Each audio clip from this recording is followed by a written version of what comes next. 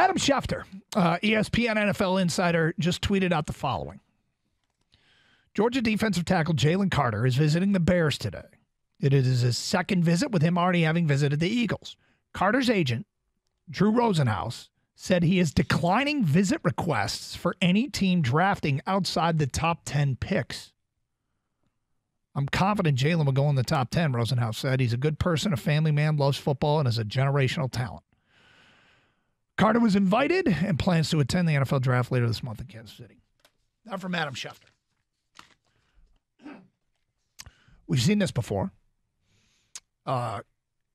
Cade Cunningham, if I recall correctly, said he was only going to visit with the team that drafted first overall. The strategy I always find to be somewhat short-sighted because teams can trade for you. There can be a team outside the top 10 that wants to trade up and take you. Is there any upside to shutting those teams out? And let's just say you're wrong, because I think Jalen Carter needs to visit with teams more now than ever before. I think if I were advising Jalen Carter, and Jalen Carter truly is a good person, a family man, loves football, is a generational talent, like if you want to change any possible negative storyline, narrative out there about you, you sit down with people and teams and talk to them. And let's just say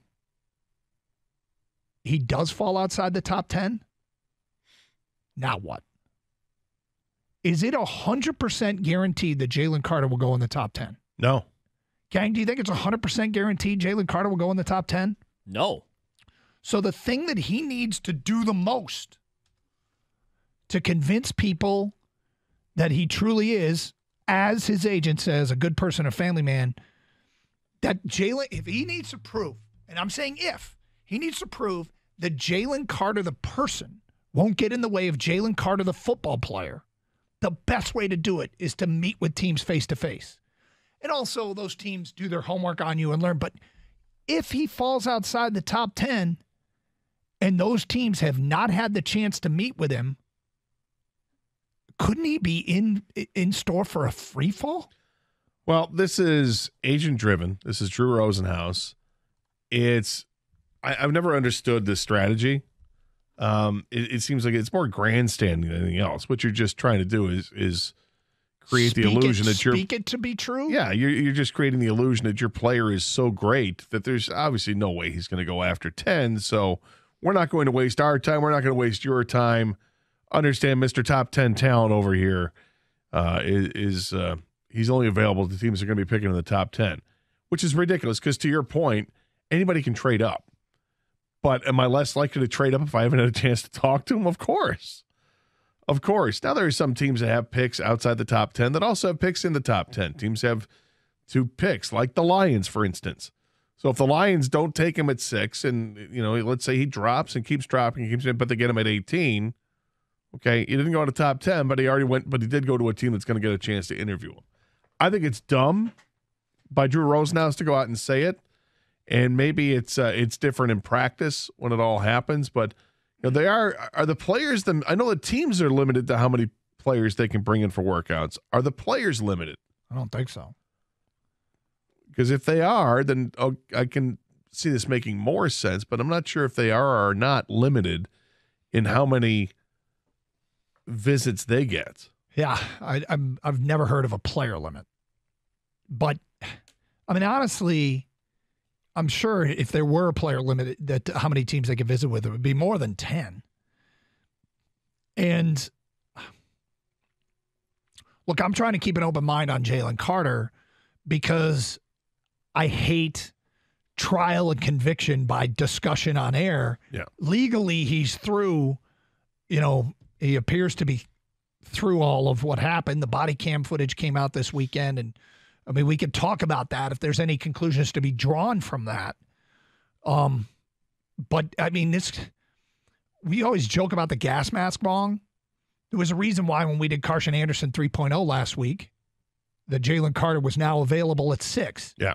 because there was an off-the-field incident that's called into question whether or not Jalen Carter is worth the investment, that the risk might be higher because there might be some issues there, some decision-making issues, some off-the-field decision-making issues. And for most people, they were more concerned about the workout and how poorly he showed up for the workout, 9 pounds overweight, huffing and puffing, not able to finish the workout. They were more concerned about that, it seems, than the accident, which I get because this is the latest one.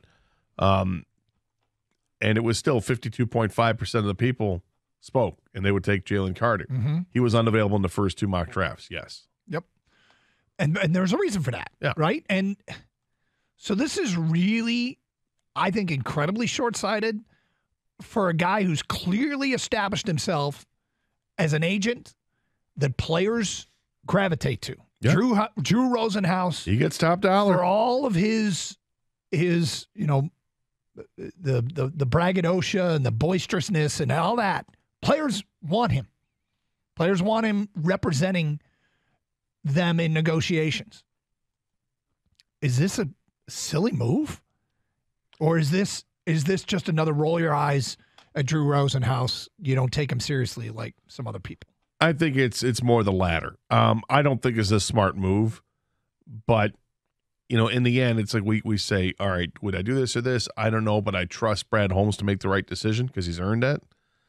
I think Drew Rosenhaus is kind of the same way. You may not like him, but as an agent, he's pretty great to his clients.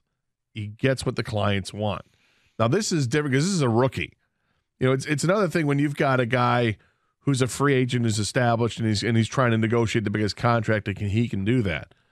But this is all about draft position. And this is where I would take a step back and take a bigger look and go, I think this is a dumb move. And yet I understand why he's doing it. It's a big risk to do what he's doing. So here's another thing, and I'm just thinking this through as we peel the onion. This is, in the last 15 minutes is when this story got tweeted out, and Rosenhaus said that Jalen Carter won't visit a team outside the top 10. What about the selection of Jalen Carter to choose Drew Rosenhaus as his agent?